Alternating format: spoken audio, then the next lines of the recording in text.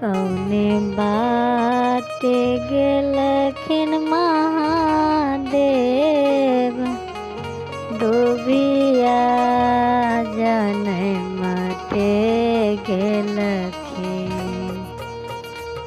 कौने बाटे शिव गुरु गेलखिन डूबिया जाने मटे गेलखिन।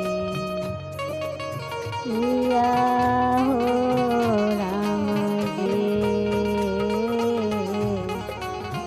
डूबिया छिलैते छति मोरा फाटल हो राम।